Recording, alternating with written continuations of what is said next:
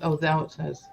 Thanks for tuning in again to Transforming Your Relationship. We have some amazing ladies tonight that will be having a conversation, and the topic will be whatever wives wish your husband knew. So, husbands, grab a friend, grab a grab a cousin, whatever the case might be. But we're going to have a great conversation. This topic's been basically floating around in my mind here for quite some time. So we decided to get some ladies together and touch some different topics here. Last week we touched some topics on appreciation. We took touch a topic on motherhood challenge, date nights, and 40 plus mindset. So tonight we will be speaking about me time, do you know me, emotional bank account, and compatibility and the indifference thereof in the relationship. So my guest tonight are some beautiful ladies: Marcia Terry, Karen Jackson, Michelle Walters, um, Ingrid Ingrid Gentles. I think I got you ladies all right. Okay. So let's start, ladies. Whatever your wives wished your husband knew. Let's start off with uh, me time. Who wants to chime in on that? Me time. Whatever wives wished your husband knew when it came to me time. Marcia's got a big grin on her face, like she's got something brewing there already. So feel free to Jump in. just jump in along with any one of the other ladies. Go ahead. Well, this is my area of expertise. It is. It is. It is. Some That's of why you she know. smiled. That's why she smiles so big. Okay. Some of you know. So I'm glad to be here today. My name is Marcia Terry, and I am the founder of Cultivated Wellness. I am also a mother of two children. I've been married for 20 some years. So me time. So 20 some years being married, two kids. I think that a lot of women that are married or have been married a year or two, doesn't really matter, struggles with finding me time. Like, how do you take care of yourself? I've been fortunate to teach a class that's called Discovering the Power of Self Care.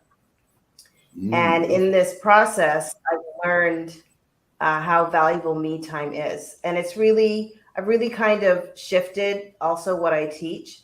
I used to be very rigid about what people used to do at certain times of day, blah, blah, blah, but I'm not that rigid anymore. But really, what me time is all about is making sure at some point during the day, you take time to invest in yourself.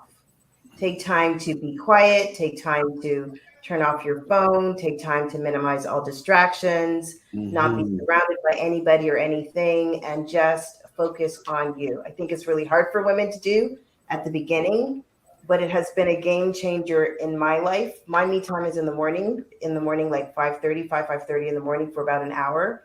My husband knows not to talk to me during that time. But what's beautiful is that that's also become his me time. So he's Okay. now walking, doing his exercise, meditation, quiet time, listening to something empowering during this first hour of the day. I think it's important in the beginning, but whenever you can do it, I think it's a game changer. Just a question. How does that elevate the health of your relationship? Because we're more in sync, I think during that One time sec. of quietness, you do a lot of self reflection. And I get a lot of ahas in my morning. I had an aha the other day, and when I came out of my office space that I'm in right now, I went in and I Hmm. was able to share that with my husband. So I just think that you're able to be very self-reflective, and that opens up channels of communication. Okay, beautiful. Self-reflective and more in sync. Oh Lord have mercy. Lord knows what happened when you're more in sync. We won't even go there tonight. Any other ladies you want to come in on that me time? Why and when do you find it's the most important time when you really do it? Is there a point in your day or during the week when you really feel that I need to have this me time? Any one of you folks? Ingrid. Yes, actually, I concur. I do believe that me time is necessary to find time to pray, to rest, to reset, to recoup, to rediscover yourself as an individual. And it allows each individual actually to work out our internal issues and conflicts without actually putting that demand on our spouse.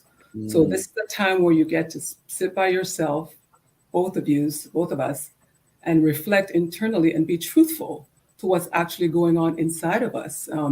Things that we need to sort of deal with. For example, maybe forgiveness, anger, disappointment in something that our spouse didn't do or didn't measure up to.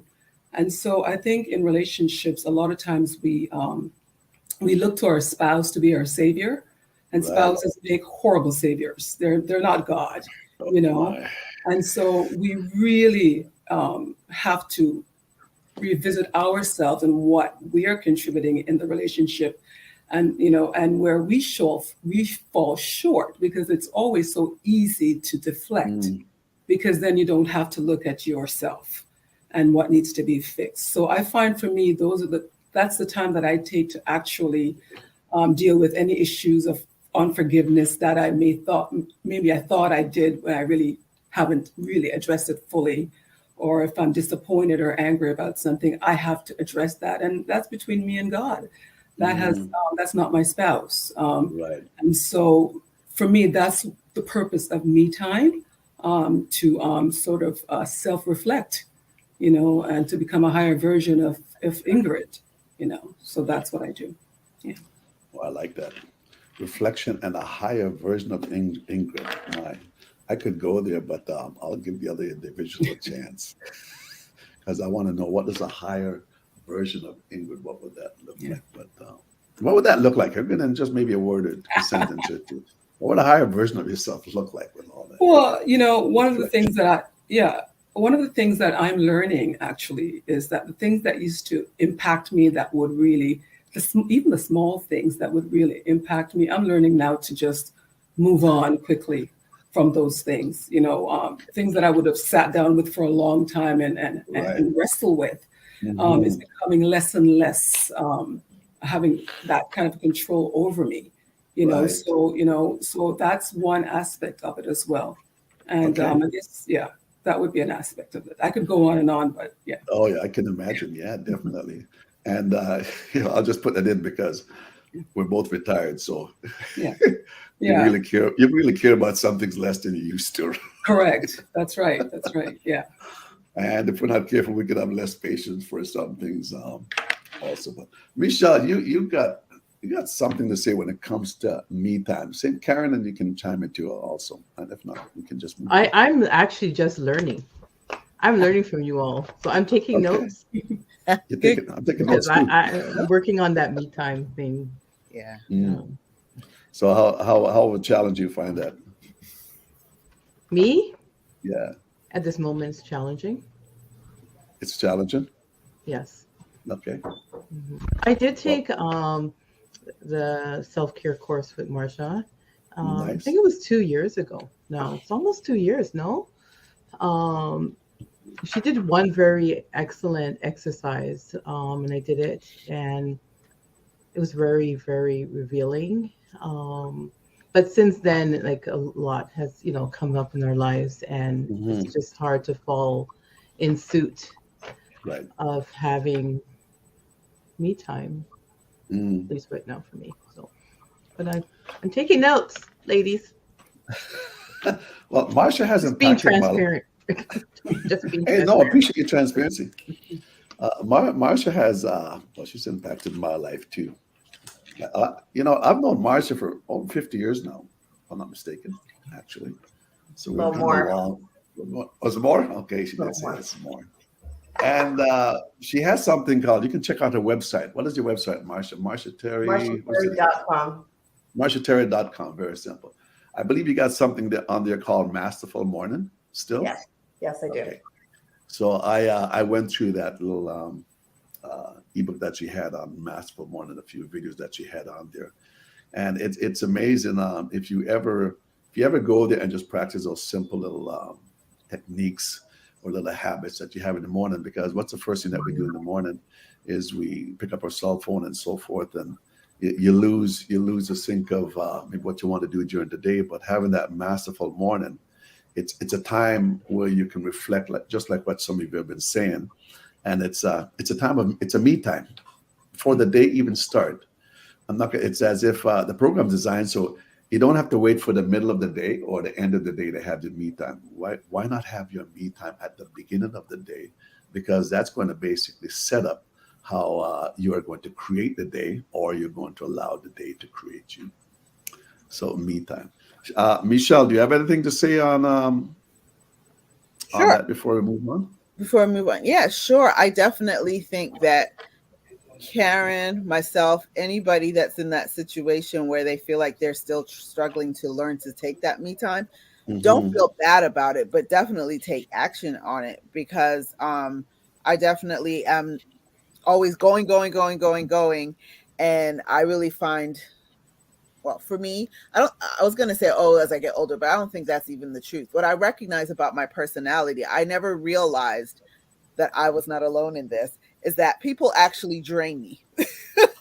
And so, and when I say that, I'm not necessarily that people, it's always a negative thing. It's just people pull from me just naturally. It's like I love to help people and I love to give and I love to be there for people, but Hmm. people do take the energy from you. So I found Yeah. that it's very, very important that I do spend a certain amount of time, most, at least every day. I try to do it every day, but at least most days, like kind Hmm. of just having, being at peace. And I was laughing because my son was actually just fussing about this before I came to do this, where he right now does not have his own bedroom. So he's kind of like, everybody will come out and everyone's like just doing all, and they're making all this noise and they're doing this and doing that. And I'm like, but at least you get to go someplace and be by yourself. I always, I'm married, so I always have a partner. There's always somebody. Sometimes I try to go in the bathroom and be by myself. I can't even do that. Like, still, as quick as I've my heard kids that. And are, then they come knocking on the door. yeah, Yep, I've heard that too. yeah. But so sometimes I take advantage, and in the mornings, usually everyone is asleep. So I do try to take advantage of at least 10-15 minutes. I know Beautiful. that if I did follow what Marcia Hmm. taught me and got up earlier, I would definitely have plenty of time. But Yeah. I'm also not a morning person, and I'm always Okay. in bed like late. So anyways, my whole point is I think it's just important to make it fit where you can. So Right. I have had times where in the middle of the day I've like just stolen away for 15 Okay. minutes and being able to do that. Hmm. Mm. No, beautiful. With you ladies being mothers and everything else, and with everything else you got going on, sometimes you ask yourself, "My, do I deserve this me time? Because I've got so much things I've got to get done here for the day. Where do I even find me time? I mean, uh, but I would just say, you know what? Give yourself permission. Give yourself permission to take the time that you need to reboot. Give yourself permission to just do some self-reflection, whether it be the 5 minutes, 10 minutes, 50 minutes, half an hour, whatever the case is, right? Because if you don't give yourself permission, nobody else is going to give yourself permission. And they will interrupt your day and take over your day also. Can I just add one more thing? No, absolutely. Go ahead. And I won't say anything else. It's very No, simple. that's okay. This is what it's all about. Simple, just because of what you just said. I thought, everybody knows you can't pour from an empty cup, Right. right? So if you are not filled, if your vessel is not filled, Mm, what do you have left to give? You don't have anything to give. So you have to right. find time. That's why it's so crucial to find the time to refill yourself. That is the Mm, mystery. As Michelle said, it's not easy for her necessarily to do it in the morning, but I feel like that's really is a sweet spot. And so whatever time it is though that you find, I listen to people and I realize that people are like Michelle, they're like Karen, they struggle to get up in the morning. So right. you have to adjust it to doing it at some time during the day and Sometime. being consistent about it. P period. The end. It's like it's a non-negotiable. Absolutely. I like that non-negotiable. So, wife that's listening out there, and even husbands, check out marshaterry.com. As you were saying that too, Marsha, you can't give out from an empty cup. Even from a half full cup, you can give, but still not at the peak where you should be. Um, I have a saying I've learned some years ago, and this is something to be mindful of: is if you don't give yourself that me time as wives that you need to give yourself, and even for the husband that might be listening, but we're saying here, whatever wives wish their husband knew. So we want the husband to know that if the wives don't get their me times, after a while, the saying goes like this: your body whispers to you before it shuts you down. So if you don't give yourself me time, guess what? Your body will shut you down, and you will get your me time, and it will probably be longer than you anticipated for, right? Mm-hmm. So the bottom line is listen to your body rather than trying to fill up everybody else, which we try to be all things to all individuals, but it doesn't work that way all the time. All right, beautiful. So let's go on to, are we all clear on that, ladies? Yes? Yes. Thumbs up? Yes, indeed. Yes. Whatever wives wish your husband knew, those that have just tuned in, that's the topic here tonight from Transformation Love Coaching here. That's our program that we have. The topic is tonight, whatever wives wish your husband knew. So whatever wives wish your husband knew when it comes to emotional bank account, some individual might be saying, so what is that anyways? What is this emotional bank account? Like, can you find this in the dictionary? My mother never taught me nothing about that. Who want to touch on that? Emotional bank account. And what is an emotional bank account? And how do we make deposit? How can he make deposit to your emotional bank account? Anyone can chime in. I'm not sure I know exactly the emotional bank account, but when I was thinking about the question, I wish our husbands would know how to be vulnerable, to be direct and honest about how they're feeling, what they're going through, about the relationship. Just let their vulnerability so everything could be open. Is that because as a wife that you feel you're so vulnerable and you're so open and you're not getting that back? Yeah. Or just wives in general that you know also? I'm only, I guess, I'm not an expert. I'm only speaking from experience. I just find that, and I think because there's a pride thing with men. Okay. That they don't give the whole of themselves, or maybe they don't know how. Mm-hmm. I don't know if it has to go with emotional bank account, but that's what I was thinking when that question came up. Right. No, good. I don't want to do all the talking too, because I can come in the next little bit of explanation there. But is there anybody else want to chime in on that? An emotional bank account. Well, every woman have it, every man have it. Go ahead. I just listening to Karen, I suspect that would be, the relationship that both a husband and a wife have, the oneness with each other. And I think when I think of a bank account in the natural, what you deposit grows, and if you keep withdrawing, then you're depleting your finances and puts you in a vulnerable situation financially. So I think I'd like to say that with an emotional bank account is that what you deposit into your marriage or into your relationship grows and builds something very healthy and solid and secure. And I guess how you could deposit is by how you treat your spouse. By complimenting your spouse, letting them know, what, I think you did a great job with the kids tonight, allowing me to get some other work done. Thank you for seeing the kids off to bed tonight, that sort of thing. Or, if your spouse comes home from work and is had a difficult time at work and, wants someone just to talk to, which should be his wife or his partner, that, you are all ears, full attention, allowing him or her to be vulnerable and allowing them to feel safe to express, you know what, honey, at work today, my boss said something that made me feel really incompetent. And I felt Mm, like I looked ridiculous in front of everyone, right? And so I'm coming home with this burden of on my shoulder, feeling less than. Here's an opportunity for you to help to build his self-esteem, being mhm. his cheerleader and letting Right. him know his value and his worth, building him up again so that the next morning he can get up and go to work and face these coworkers and so forth. So, it's just, I think it's just showing an interest, being positive, as opposed to being negative. I think negative behaviors, negative response is a Mhm. depleting your Right. emotional bank account where, you're losing, trust in each other or interest in each other because that safety net of environment is not there to cultivate the Mhm. security that we need from each other. So that's just how I think about that. No, no, it's beautiful. You mentioned about deposit positive things into one another's lives.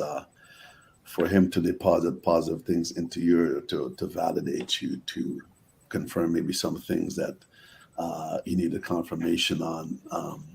So here's a question. So what would be an example of a withdrawal from? And anybody can come in to what would be an example of a withdrawal from a wife's bank account? I don't know that I'm going to answer that question yet. Okay, go ahead. Are you going to go off track here? No, I'm not going to go off track. I'm I'm I'm just joking. thinking about what Ingrid was saying. No, beautiful. And so I took notes, and I was Good. thinking about what Karen was saying. So before you Right. ask the next question, Yeah.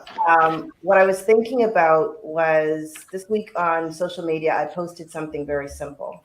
Mm, Seems simple, right? That I had a crazy day at work.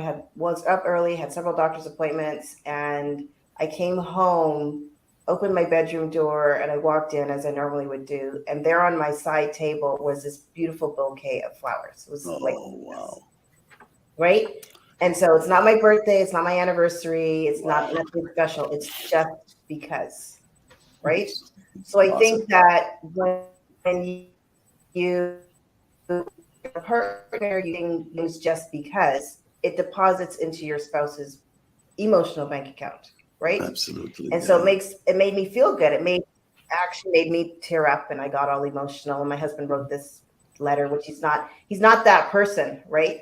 So it Hmm. just made such an impact on me because it seemed like a little thing, but it was actually very big, right? Mm, So I think when we take time to do the little things, when we recognize our partner and we say to them that I see you, I hear you, I see what you're going through, that right.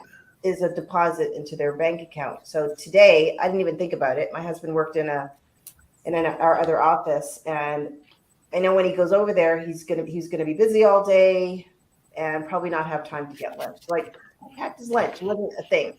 Right. Just packed his lunch.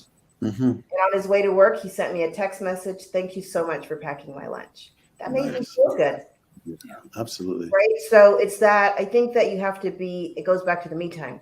When Hmm. you're being self-aware and you're investing in yourself, you're actually able to pay more attention to your spouse and their needs, and not so much thinking about your own self and your own needs. Yes, you need to take Right. the time to figure out what that is, but in Hmm. doing so, you're able to see your spouse and evaluate and understand and recognize what they need to be able to deposit into them, so that they can turn around Beautiful. and deposit into you.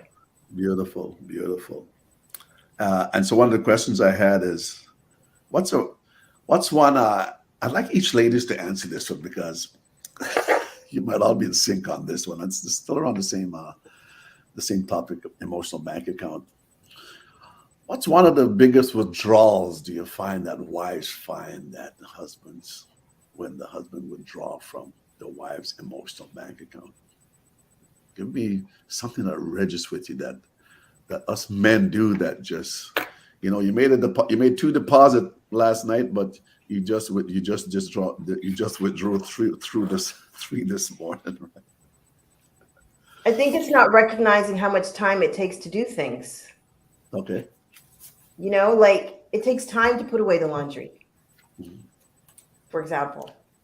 You want to get busy in the night or whatever, it takes time for me to put away the laundry. So if you're helping me put away the laundry or helping do the dishes or clean up the kitchen, so it's that factor of time, I think, is not recognizing how much time it takes to do things around the home. So that's okay.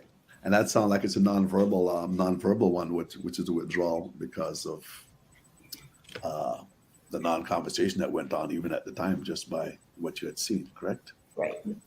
Okay. Michelle, give me a withdrawal. What do you find most wise? What's so common out there with the wives that husbands, It's hard for you me to know? talk about most wives. I could just tell you what I go through. I was trying to be general, but okay. Yeah, you're so straightforward. I love it. I know. That's why I'm like sitting here thinking, like, what if my friends complained? But I mean, no, honestly though, I think that Marsha really hit the nail on the head. Something like that, where some people look at it like, oh, it's a gender role, like you're the woman, you're supposed to do this, or you're the man and Okay. you're supposed to do that. And Right. I think if I think I said this last time, one thing I learned from my husband, and he always says this, and I do agree with him, is that if you look at it like not even about marriage being a partnership, but just look at the other person as someone that you love and respect and adore. You should Mm-hmm. want the best for them. So if I'm always looking out for the best for my husband, he's looking out Right. for the best for me, then Right. we should be good, right? But sometimes in reality, to work that out, Mm-hmm. like Marcia said, then that's when you're going to do the things like, okay, well, goodness, I know I just came in from work, but she just came in from work too. Let me make sure that let me start the dinner, or let me clean up after the dinner, or something like that. But a lot of times, we get stuck there.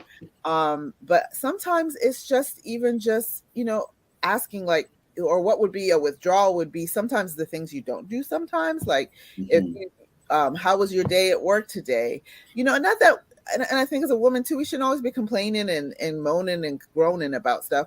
But like just even just checking in, like, how was your day today? Did you have a good day today? Is there anything I could do Right. to make your day better if you had a Right. bad day?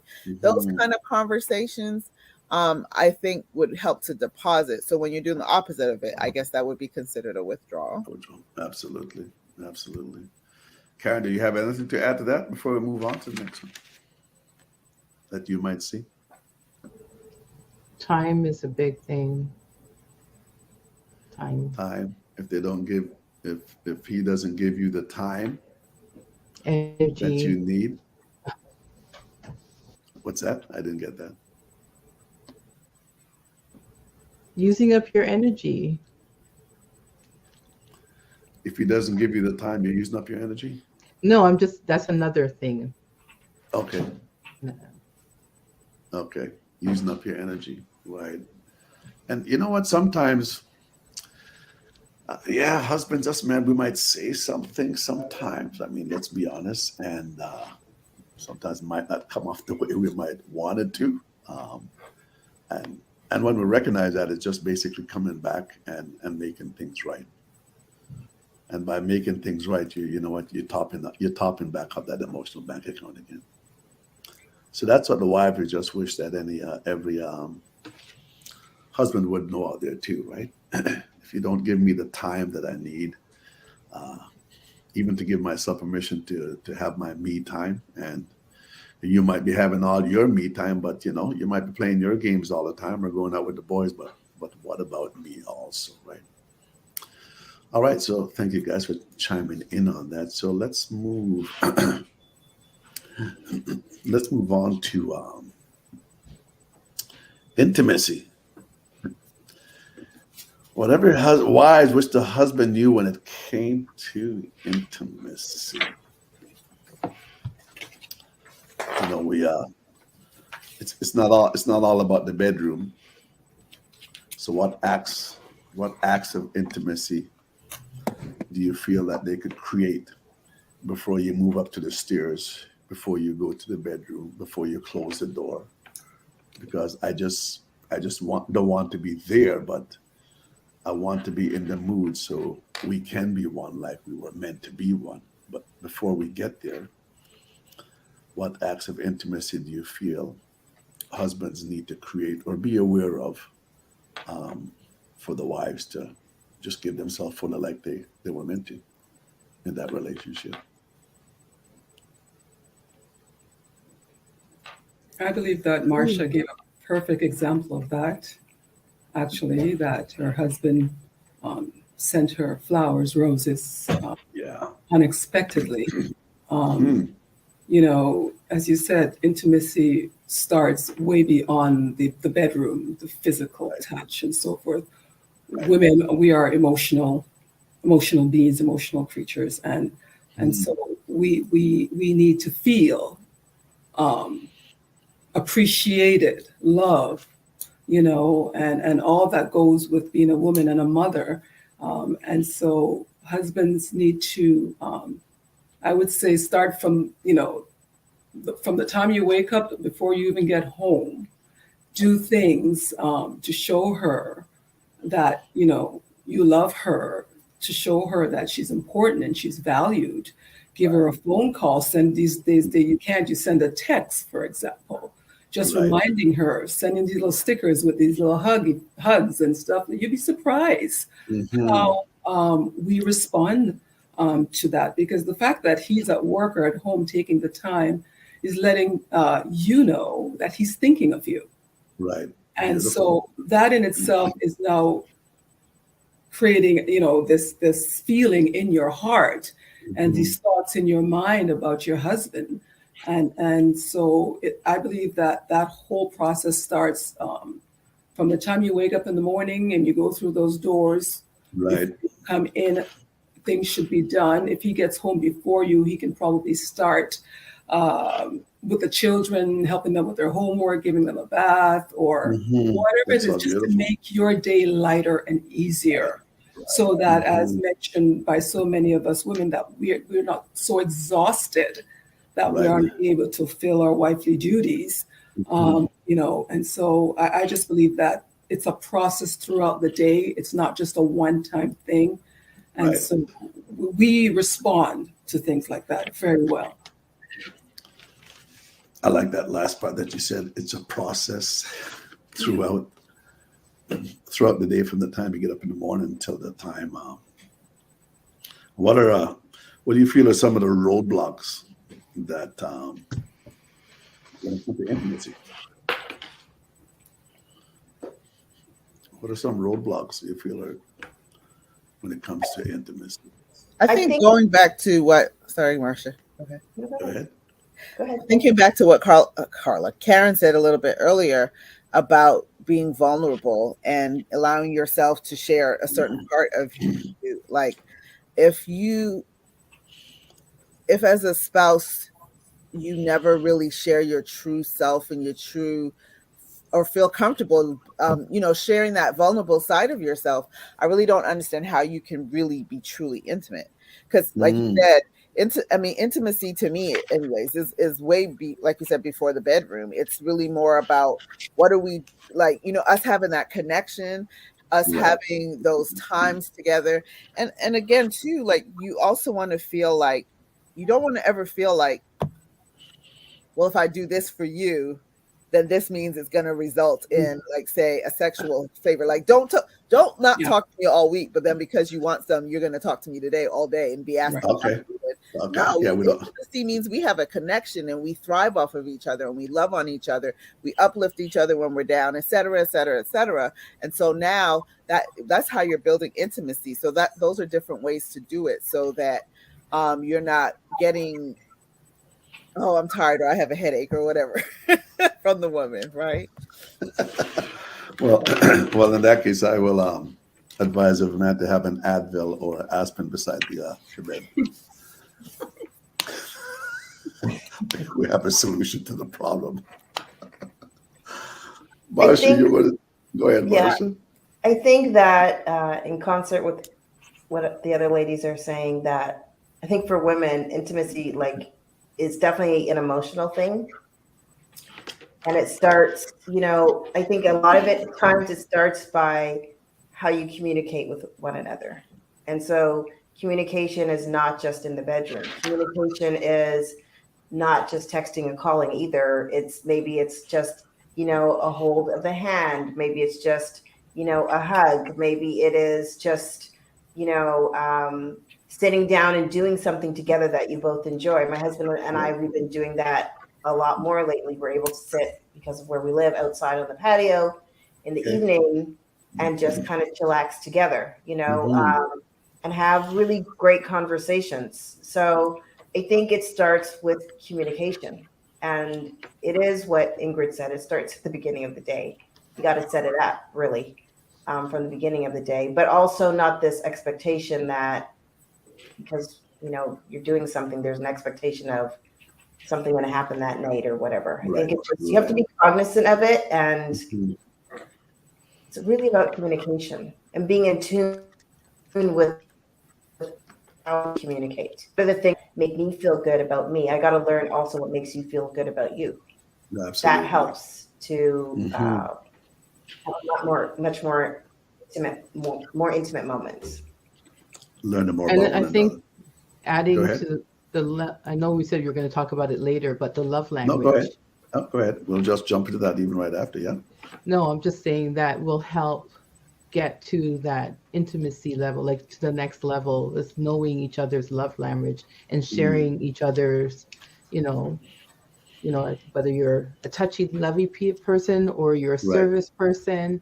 I like to be like, somebody's gonna think outside the box, go wash the car or do that. That's my love language. Whereas somebody Right. else might be touchy and hold my Right. hands, but learning that and getting to know each other deeper in that way could help with intimacy. I do have a question for the panel. I'm sorry. Great. It has to do with intimacy too, but like Okay. getting to the next level of intimacy, how like do you get into like spiritual sexual thing with your spouse at that level? Is that like a really high level that people strive at, or have you heard that? Oh, that's a good one. Spiritual intimacy. Covered that last week in another program, but go ahead, ladies. How do we get there? That's the question you're asking, right? I'm not talking like spiritual, like praying or what. I'm talking Right. your where Ingrid talked about that oneness, right? And Right. your spirit, and how do you get to that level? Okay. I Or is mean, that a level? Is that a level? I think just off the cuff, it's about connection, right? So if you're not connecting and if you're not connecting emotionally with one another, then how, even though you may have the physical connection, what's really happening? You're not really getting anything from it because you're not emotionally connected. And I think when you have an emotional disconnection, then you cannot ascend to the higher level of the spiritual connection that you're referring to. That's me just thinking. Right. Okay. No, good. I would like to add though, even though we're not in this case talking about spirit meaning Holy Spirit, we're talking Right. about like a spiritual, like intimate That's connection, right. We're all like spiritual beings. relational, right? Yeah. But I still think that the Holy Spirit is a part of it. So I'm not sitting here saying I'm having Bible study and speaking in tongues before I get intimate with my husband. That's not what I'm saying. But I think that if you're even if you're not on the exact same level, because we're all human, we all have a different relationship with Christ. But if you both are communing with with Christ, if you're both maybe whether you're both going to church together, whether you're praying together, reading the Word of God together, I think that also helps to draw you closer and to have that connection. Because I would think that I really think that's where a lot of times where we're missing. Now, again, I'm not talking about let's go read our Bible and then this is going to make us want to be open together. I'm talking about what happens when you are studying God's word together, or when you are reading God's word together, or when you're listening to the same sermons and you're giving each other feedback. I notice that gives you this connection, like this, we get each other.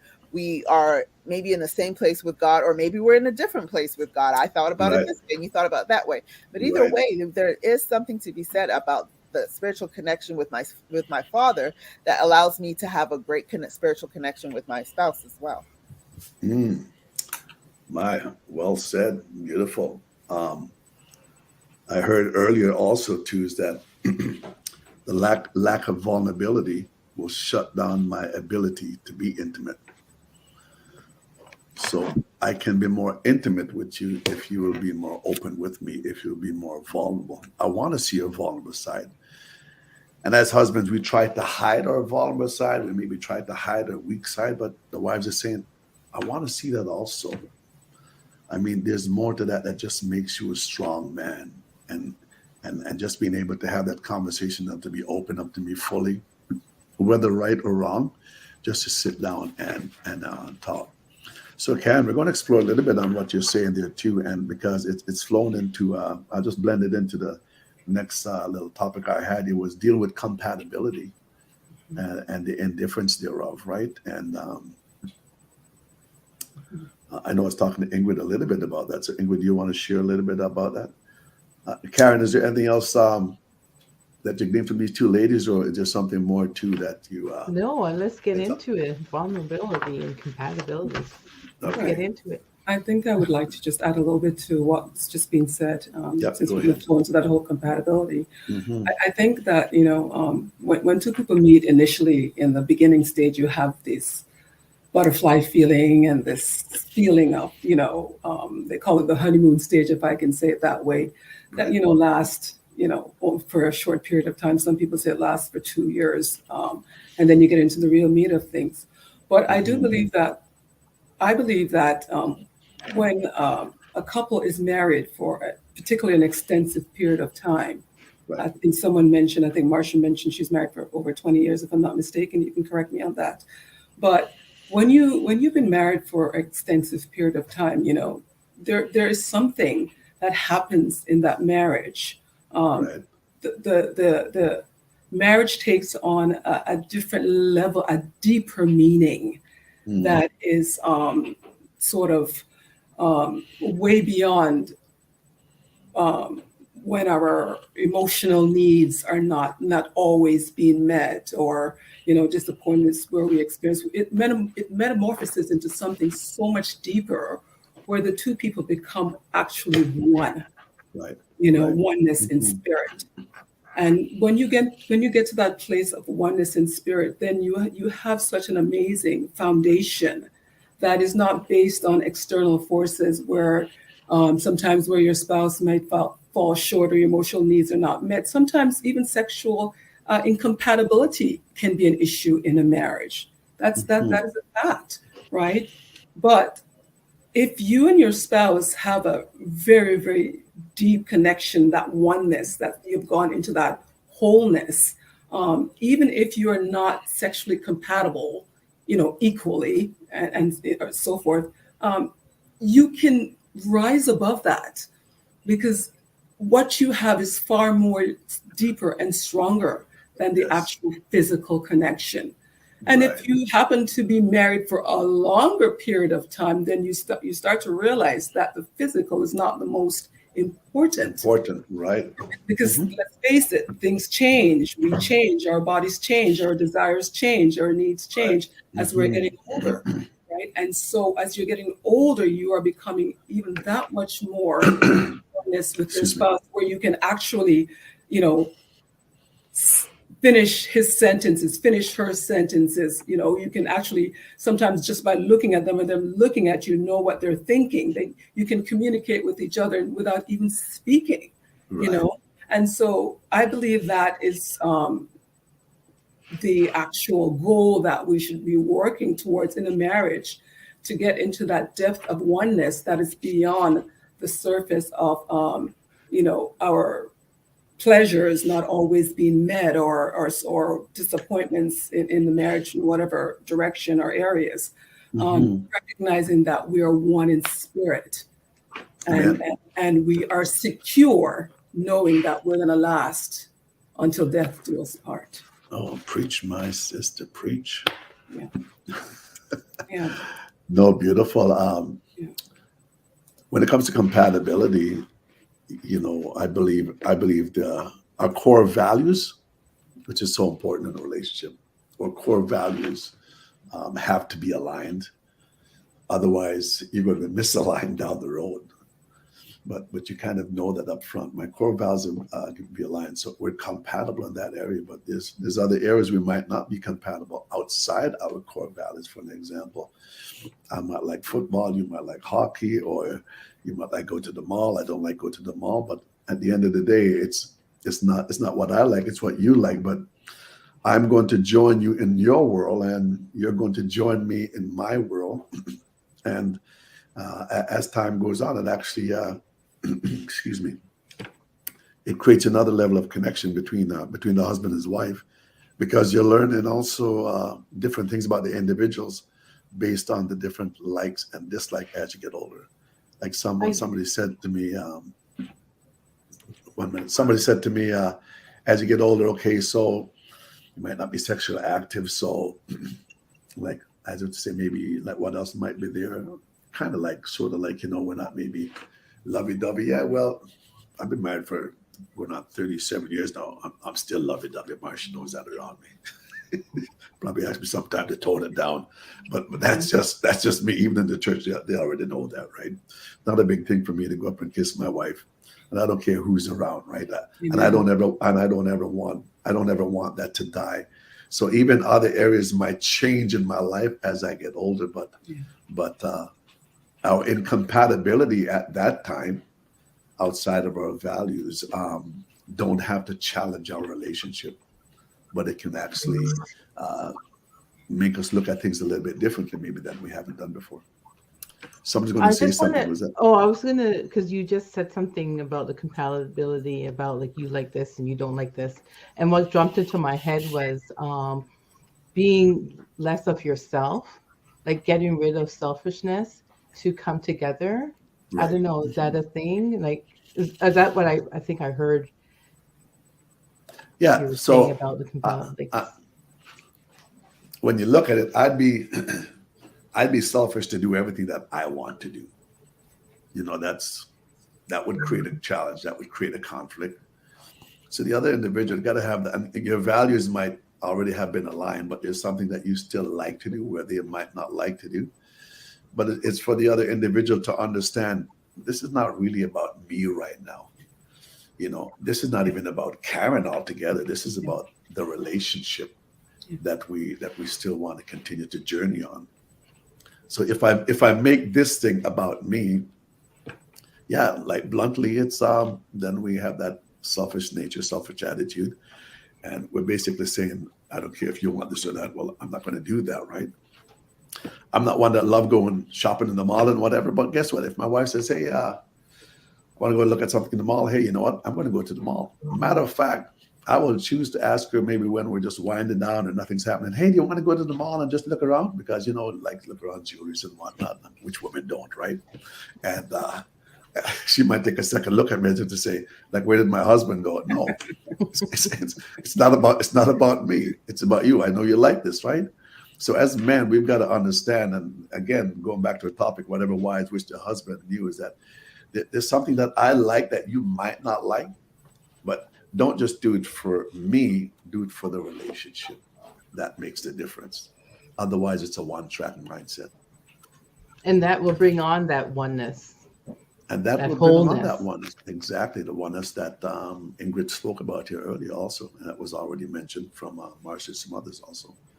Mhm. So I have perspective that might be a little bit different, but not Absolutely, maybe. yeah, So I think that a lot of times, you know, growing up, we're not encouraged to be curious. And I hmm think that in your relationship, you can be curious. right, And I think that a lot of times, we're taught to feel shame about intimacy.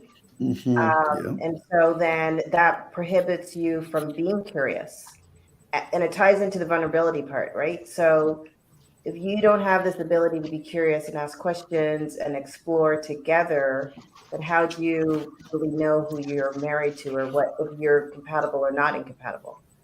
So I think it's, as even in my coaching, one of the things that they always emphasize is like, be curious, ask questions. Right. Hmm. I don't think there's anything wrong in that, but I think a lot of times we are taught that, well, you shouldn't ask that question or that's taboo or whatever case may be. But within the confines of your marriage, I think that you should be able to talk about whatever and determine if is this outside of our core values. Right. Right. You know what I'm saying? Hmm. Be willing to explore with each other. Like, No, it's beautiful. Again, you mentioned vulnerability because vulnerability in itself, it creates creativity. It creates something different that we never had before. And so, if our other party can understand that we're creating something here that's different, we might have never done this before. And Marsh, you're so right when it comes to coaching. Yeah, we ask a lot of questions because we're curious. Right? You said a certain word, so what does that mean, and so forth, right? But I've also said to as wives and vice versa, as wives, if we ask more open-ended questions, you'll get more content to what you need to hear, rather than a closed-ended question. A closed-ended question, you're going to get yes or no. So, how was your day today? Fine. Closed-ended. So tell me about your day. What were some challenges? What was some win that you had today? Begin to open up. It's not just a one-word thing, right? So, yeah.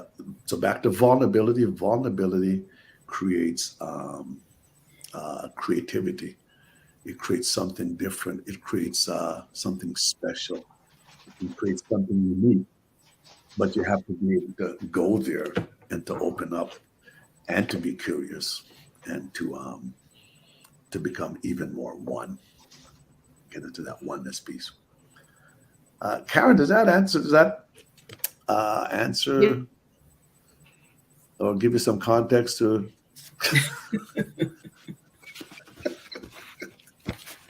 you're muted, Karen. We didn't hear what you said. Oh, Yeah. automatically mutes. I said it was good. I got my notes. Oh, you got your notes. Okay, she's gonna have her own show next. Okay, Yeah. you got that. So vulnerability, creativity. Let's just go into the love language. We got 10 more minutes left. Okay, count them. We got 10 more minutes left. Appreciate your time and everything else that you folks have. Love language.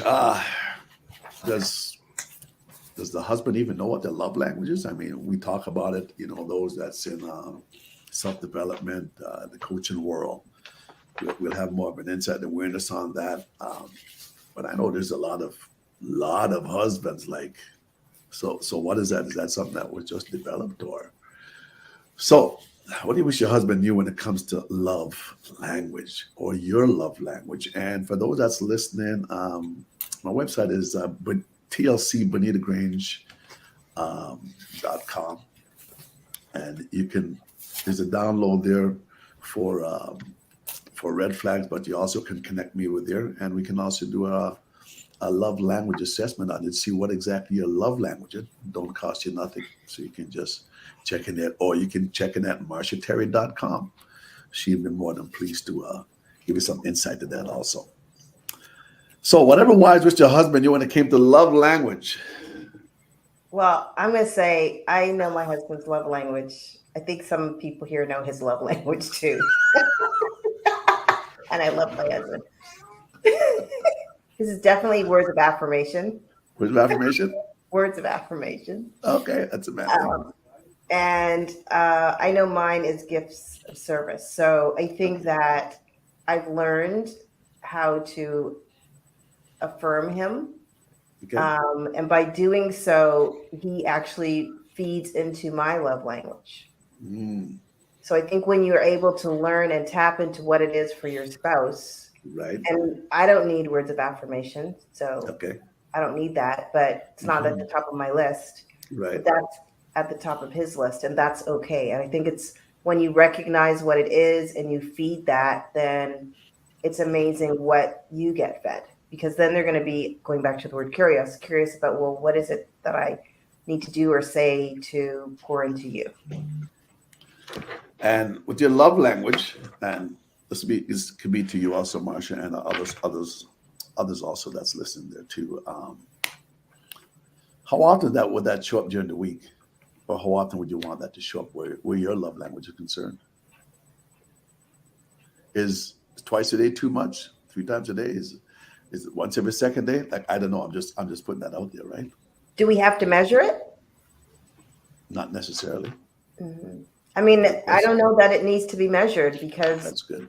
then it becomes a tit for a tot, right? Oh, Right. I gave you a word of affirmation today. Now you need to give me a gift of service. Right. So I think the better thing is to be aware of what it is and to be Right. conscious about Right. pouring into your spouse and Mhm. speaking to their love language consistently, whatever consistently means to you or for Right. them, Right. to be able to get it back. Hmm.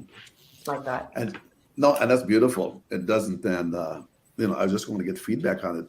It doesn't have to be measured. It just got to show up whenever it needs to show up. Yeah. And make itself known. Love language, Michelle. Whatever wise which your husband knew about your love language. I don't know what your love language is. Does he know your love language? You know his love language? Believe it or not, after almost being married for 30 years, my husband is, I feel like he already knew my love language. He just didn't want to do it, but he's doing it now. And so mine would be more of acts of service. And definitely I'm coming home and dinner is cooked and all this stuff. And I'm like, what is going on?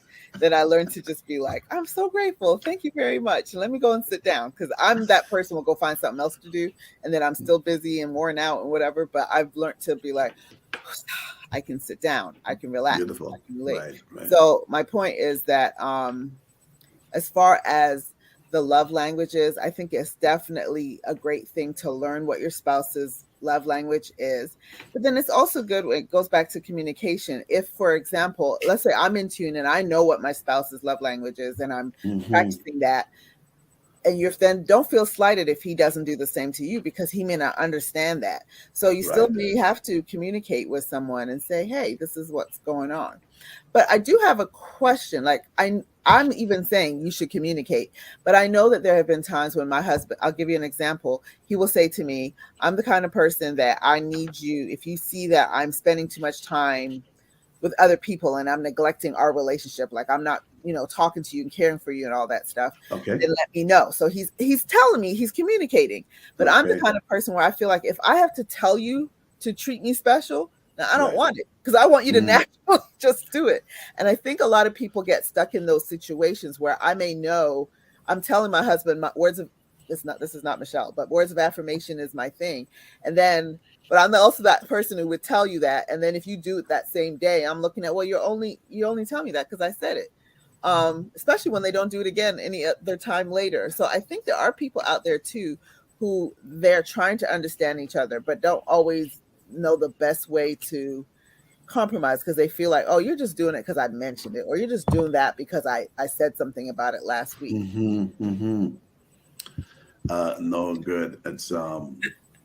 It's good when we do know one another's love language and how it shows up without even thinking about it. Like you said, for 30 years, it sounds like he always knew. So my thing is that I believe the way we treated one another when we first met, it's the way we should continue to treat one another as we continue on the journey. We might have some challenges, yes, okay. We'll have some things that comes up in our life, but at the same time, how did you treat me when we first started? Because you said, like, I shouldn't have to tell you because I didn't tell you when you met me. You asked me a lot of questions when you met me. You wanted to get to know me. So at the same time, Marcia got out here for whatever reason. So at the same time, keep on doing what you've always done, and we're going to live a happily ever after life. What if you don't? I wouldn't say you don't like your spouse's love language.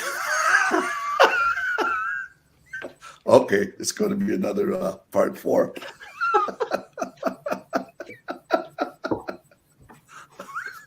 Hey, that's being real. Okay.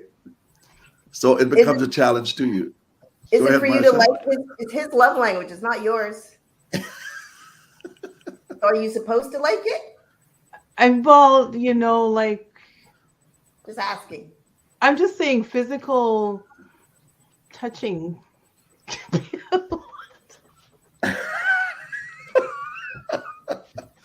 Well, it sounds like there needs to be some compromise going on there. Somebody help her. Actually, Karen, physical touching, it's proven that that's most men's love language. Um, touching, physical Mhm. touching. That's majority of men. That's their love language. And But see what if if it's not yours you see and again, it's Not, if you're not inclined that way, you know how mhm. we talked about the different incompatibility and the compatibility.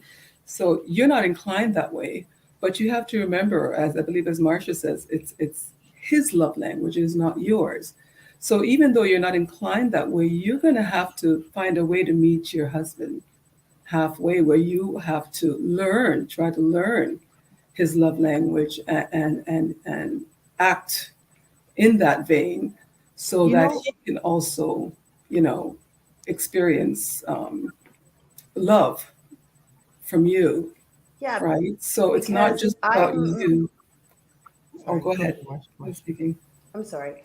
That's okay. Go I ahead. may not want to give my husband words of affirmation every day. Like I might not want to do that because that's just I'm like, right. what like why do you need me to say that to you every day? Mhm. Or, not necessarily every day, but whatever. But it's It's not the about same me. thing that Come to this where it's not about me. It's what brings him joy. It's what makes him feel good about himself or, him Yeah. feeling like I love him. Then hey, that's what I do. Because what's at the end of the day, he's going to be able to pour back into me. Yeah. so I understand a little But bit what oh, go ahead. no, I was just saying, like, it can get complex. And I know Michelle said there's not tit for tat or whatever. But if, Right. like, over so many years or whatever, that person is not getting your love language and you're not receiving it, you're receiving the touchy, but you're not receiving yours, then it gets to a point where that touchy is annoying.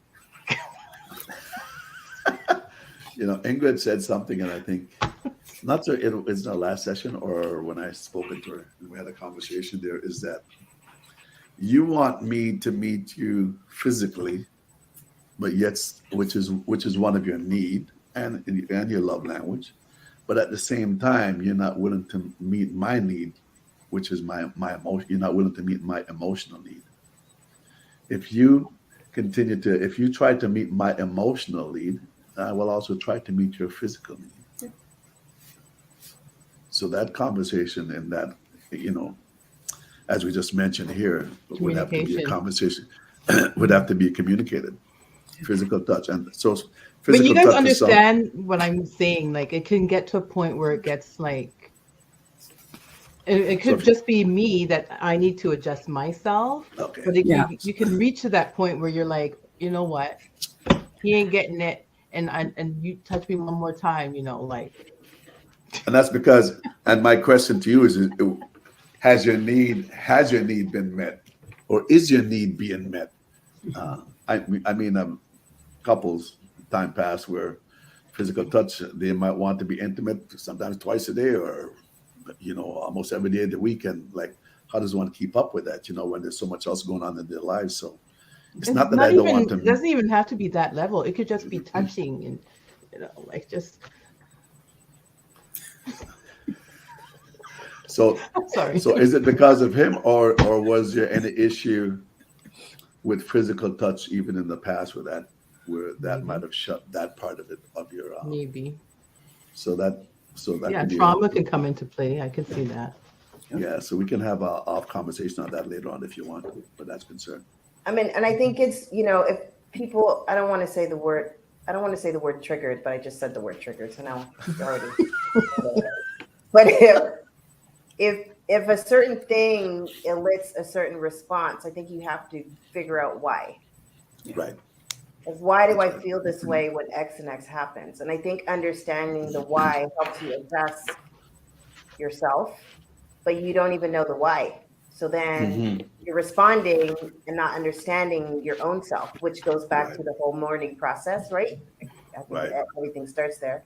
When Mhm. you're able to invest in yourself and become more in tune with who you are, then you're able to communicate your needs to your partner. But you also know what you want and you like, and you can communicate that without it being like offensive or abrasive, and they're going to perhaps be understanding. No, absolutely.